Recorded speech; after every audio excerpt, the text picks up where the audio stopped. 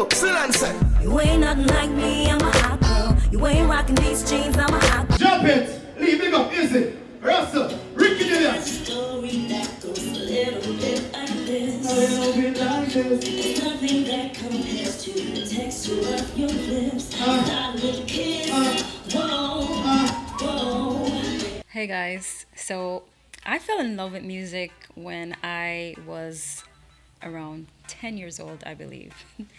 And I remember hearing Monica and Brandy, The Boy's Mine, and seeing the music video. And I loved just the feeling, of just singing, like the place. I would just go somewhere when I sang. It's like I went to a different dimension. And when I saw that, I'm inspired by Monica. She's one of my inspirations. She sang and owned her craft. Like that's something that I saw myself doing. I was like, you know what? That's something that I would like to do. And also, I have a few singers that has inspired me over the years. Monica is definitely one of them. I would say Lauryn Hill. I always loved Lauryn Hill as well. Which other female artists was I inspired by? I would say Mary J. Blige. I'd say Beyonce as well. Aaliyah. I'm from the Aaliyah era. And so those are a few of the entertainers that I was inspired by when I just started to fall in love with music. I remember, really, really, really feeling in my core that this is what I want to do, and I wanted to pursue a career in music. And I remember telling my dad that, Dad, I want to do music, I want to sing. And his response wasn't a pleasant one, because growing up in Jamaica, a lot of I'd say a lot of parents, they have high aspirations for their children, as in when it comes to academics, lawyer, doctors, nurses. Really, that's what they want their children to be. Those are among the top few things that they want their children to aspire to be. And my father wanted me to be a nurse, I remember. So so basically, I don't know, but I just had to put that in there. I believe that when I told him that, it crushed a part of me, though. But to keep on going, let's keep focused. I remember, so I started singing in school. I went to St. Hugh's High School. Big up to the St. Hugh's ladies, St. Hugh's women. Big up yourself. And so when I was going to St. Hugh's, I remember we formed a group called 3 a.m. I was in a group called 3 a.m. Ava was the one who basically started the group, and I was chosen to be a part of the group. And so it was like 4 of us for 3 a.m. Monique, Colleen, Claudia, Ava. And we started doing different shows at fetes. In Jamaica we call it fete, like different concerts at high schools. And we're going there and doing different shows. And I remember we started going to first, before I go there, I remember our very first showcase was at Asylum nightclub. So we went to Asylum nightclub one night, and it's actually my first time at a nightclub. But anyway, we went to the nightclub and we shelled down the place.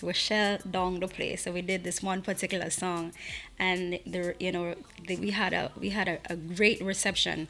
And I remember that, and it's like, from then, we kept on doing different things. Then we started going to King Jammy's studio. everybody know the iconic King Jam is, the big King Jam is studio. We started going there in Waterhouse, and so we were at King Jam is for yeah for it was a while. It's been a while, but if my memory serves me correctly, we were going to King Jammy's for at least over a year. We were going there back and forth, and so we recorded a few songs there, and then from King Jammy's, big up to Jam too. From King Jammy's, we went to Buju Banton studio, and I remember meeting Buju Banton for the first time. When I met Buju, he was playing soccer because the studio is in his house, and he was playing soccer outside. And I remember seeing him, and I was starstruck. I'm not gonna lie. I was like, oh my God, that's Buju Banton. And so, after he finished playing soccer, I said to him, as he was walking to go inside the house, I said to him, can I have your autograph? And he said, sure. He was all sweaty and everything. And so he gave me his autograph. I remember he wrote it on a paper, and I put it in one of my textbooks. So that was a fun moment, a fun memory. And so we continued to go to Buju's studio. I remember working with Fighter, Jermaine. And it was, what was it? What's his name? Gaza P? Oh my God. Forgive me. Galaxy P. Galaxy P was the one who introduced us to Buju Banton studio. Big up yourself, Galaxy P. I pray that you are well. And so we went there. We were there. So we worked recorded a few songs there, and then from there, I remember. Where did we go from there? Well, basically the group, disintegrated. It was few different people migrated, including myself. I want to say, I know Ava migrated and I migrated, and the group kind of fell apart. But moving forward, I still continued to sing. I moved to Miami, and I continued to sing, and then I signed this production deal when I first came to Miami. I signed this production deal, and I don't even remember the guy's name. It was like two guys that I signed a production deal with, and so that didn't work out. And so moving forward, oh my God, it's like so many different ups and downs. I can't remember every single thing, but I want to, give you a good picture of just that journey. And so I remember signing that production deal. After that, just going around South Florida, singing with other people, singing with Brock Up, Brock Up from the Busta Rhymes video. I remember recording a few songs, helping him with background vocals, and as well helping Freddie McGregor with background vocals. And what else? It's like I wish I had my book in front of me, because there's so many things. I don't want to. I'm pretty sure I'm gonna leave out some stuff. And so, let's see. The peak. I want to talk about some of my peak moments. All right, so I started working with Izzy Beats. Big up yourself, Izzy, big bad producer. What the song go again? To us. In a force. Blessing me, I reap for me, close in a handful. Da da da da. Forgive me. I don't know the words right now. Blessings fall upon my right hand. You have to thank God for the journey. All right, big bad producer Izzy Beats, big up yourself.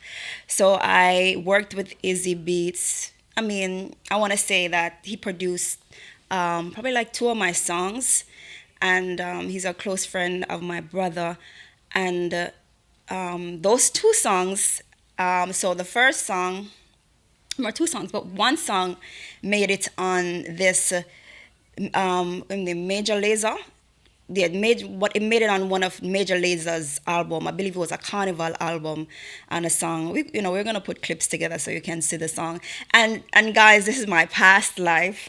This is my past life. I'm born again. And so I just wanted to give you just like where let you guys know like where I started from and how I got to where I am now. But where you're coming from as well, it's important, because I want you guys to know that about that, just that, that journey and then the transition that happened. And so working with Izzy, it was awesome working with him. He's a very talented producer, and learned a few things from him. Moving forward, I did a song on the West, and Sato Bless, big up yourself, great writer, great artist as well. I did a song with Sato Bless, Hot Girls Anthem. It's still on YouTube to this day. I went by the name Salon when I just started in the business. And so, yeah, so I did a song with Sato Bless. And yes, I did a song on the West Pines Rhythm. The West Pines Rhythm Medley. And Cartel had a, if we're gonna show different clips, but Cartel has a song on this particular medley too. So it was like probably about four or five of us, five of us on the West Pines Rhythm Medley. And so that was a peak. I would say that was back then. That was a peak of my career as well, because I'm like, wow, I'm on a medley that Vibes Cartel is on. That was a big deal. And so moving forward after that, I moved to another state. I remember, and I was away for like a year from Florida. Came back. Things started to change around that time. That's when my life started to change. It was around 2010. Yes, around 2010, my life started to change, and I was just going through a lot, and I remember, physically, spiritually, mentally, all the least. And so I remember when I was with my ex, I remember he said something to me, and we were off the world at this time, but he said something to me that stuck with me. He said to me that, you know what, Claudia, I think you should be doing music, conscious music. He said, I think the music that you're doing is not for you. I don't think it's not for you. It's not your niche. Like, you should be doing conscious music. It's like he saw something in me that I didn't see. And so that's what it ended up being. So in 2012, I gave my life to the Lord, and that testimony is on YouTube as well. I decided to give my life to the Lord, and so after that, I started to, it's just a lot of change. A lot of change happened internally, and so my music, what I started to write now, of course, my music changed, the message changed now, because I'm no longer of the world. I'm living for Christ. He lives within me, and just it's I was born again. I became a new creation, and so my message changed totally. So no more, what people talk about in the dancehall music. I don't talk about that. I stopped talking about that. And so now, my music is to glorify God and to make people happy. And that's the music that I do now. Yeah, that's the music that I do now. And so I'm happy to be in this place right now. Because it's like I know that it's so much purpose in what God has called me to do. It's just the purpose of my life. It's just I feel so much joy, just knowing that I'm walking in purpose, and I'm doing the will of the Lord. And it's just, and I'm no longer lost. I was lost when I was doing that kind of music, when I was off the world. But now that I'm found, it may sound cliche, but it's true. I'm found. I'm no longer searching for things. in people, in material things, in money.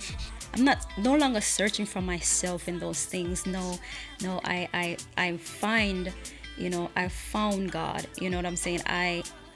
Not that he was lost, but I want to say that now that I've totally surrendered to him, it's a big deal. It's a big deal, and I'm choosing to do music now that glorifies him. And so, guys, I want you to just listen out for new music from me coming. The last single that I released was Soldier. My husband and I did that song, and so we have many more to come, and we're working. And yeah, I'm totally looking forward to releasing some great music, some great inspirational music, some great gospel music, and